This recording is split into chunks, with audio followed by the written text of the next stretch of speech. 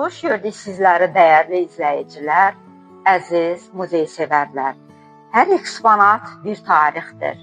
Layihəsi üzrə 3-cü görüşümüzdə sizləri Sumqayıtın Tarixi Muzeyindən salamlayıram. Bugün sizə arxeoloji əşyalar bölməsi üzrə saxsı dolçadan fraqmenti təqdim etmək istərdim. Göründüyü kimi əşyadan yalnız oturacaq hissə qalmışdır.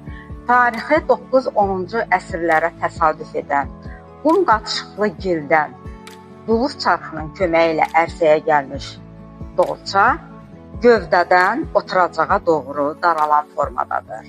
Əşyanın səthi asıqallı, naxışsız, şirsizdir. Rəngi açıq qəhvəyidir.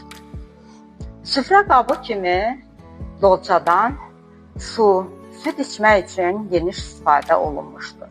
Tarix bizə öyrətdi ki, duluz çarxında hazırlanmış saxsı qablar mayeni, ərzağı, sərin saxlamaq qabiliyyətinə malik olduğundan məişətimizdə onlardan geniş istifadə olunmuşdur. İkinci əşyamızı saxsı şampanı təqdim etmək istəyirəm.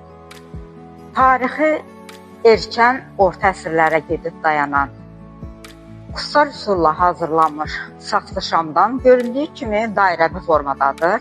Divarları qalındır. Gövdə hissədən, hündür olmayan gövdə hissədən oturacağa doğru daralan formadadır. Əşyanın səthi asıqallıdır, şirsizdir, naxışsızdır, rəngi tünd qəhvəyidir.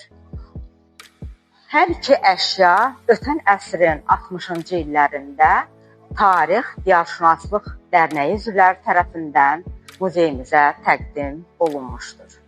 Bugünlük bu qədər. Yeni gündə yeni eksponatlarla görüşmək arzusu ilə sağlıqla qalın.